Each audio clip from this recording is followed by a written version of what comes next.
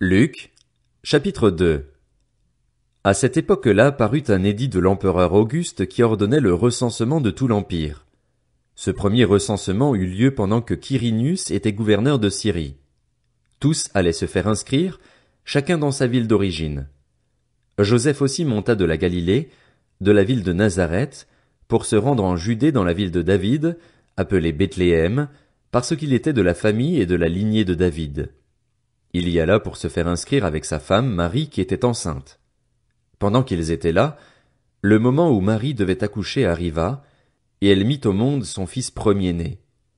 Elle l'enveloppa de lange et le coucha dans une mangeoire parce qu'il n'y avait pas de place pour eux dans la salle des hôtes. Il y avait dans la même région des bergers qui passaient la nuit dans les champs pour y garder leurs troupeaux. Un ange du Seigneur leur apparut et la gloire du Seigneur resplendit autour d'eux. Ils furent saisis d'une grande frayeur. Mais l'ange leur dit, « N'ayez pas peur, car je vous annonce une bonne nouvelle qui sera une source de grande joie pour tout le peuple.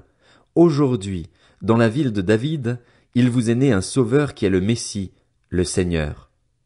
Voici à quel signe vous le reconnaîtrez. Vous trouverez un nouveau-né enveloppé de lange et couché dans une mangeoire. » Et tout à coup une foule d'anges de l'armée céleste se joignit à l'ange.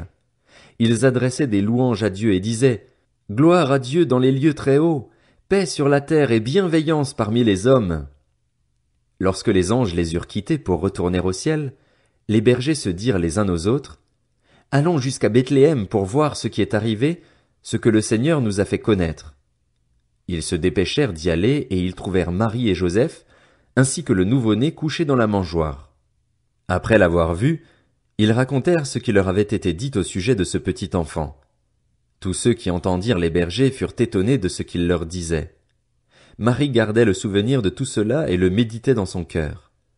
Puis les bergers repartirent en célébrant la gloire de Dieu et en lui adressant des louanges à cause de tout ce qu'ils avaient entendu et vu et qui était conforme à ce qui leur avait été annoncé. 8 jours plus tard, ce fut le moment de circoncire l'enfant. On lui donna le nom de Jésus, nom que l'ange avait indiqué avant sa conception. Quand la période de leur purification prit fin, conformément à la loi de Moïse, Joseph et Marie l'amenèrent à Jérusalem pour le présenter au Seigneur, suivant ce qui est écrit dans la loi du Seigneur. Tout mâle premier-né sera consacré au Seigneur, et pour offrir en sacrifice un couple de tourterelles ou 2 jeunes pigeons, comme cela est prescrit dans la loi du Seigneur. Or il y avait à Jérusalem un homme appelé Siméon. Cet homme était juste et pieux, il attendait la consolation d'Israël et l'Esprit Saint était sur lui. Le Saint-Esprit lui avait révélé qu'il ne mourrait pas avant d'avoir vu le Messie du Seigneur. Il vint au temple, poussé par l'Esprit.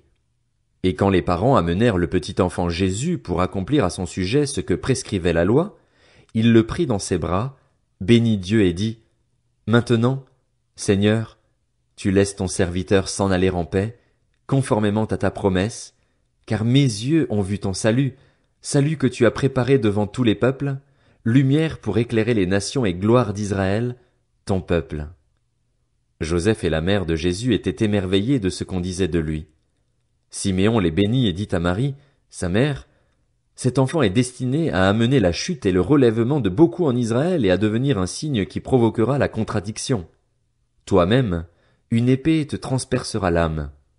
Ainsi, les pensées de beaucoup de cœurs seront révélées. » Il y avait aussi une prophétesse, Anne, fille de Phanuel, de la tribu d'Azer. Elle était d'un âge très avancé. Elle n'avait vécu que 7 ans avec son mari après son mariage. Restée veuve et âgée de 84 ans, elle ne quittait pas le temple. Elle servait Dieu nuit et jour dans le jeûne et dans la prière. Arrivée elle aussi à la même heure, elle disait publiquement sa reconnaissance envers Dieu et parlait de Jésus à tous ceux qui attendaient la délivrance à Jérusalem. Après avoir accompli tout ce que prescrivait la loi du Seigneur, Joseph et Marie retournèrent en Galilée, à Nazareth, leur ville. Or l'enfant grandissait et se fortifiait en esprit. Il était rempli de sagesse et la grâce de Dieu était sur lui. Les parents de Jésus allaient chaque année à Jérusalem pour la fête de la Pâque.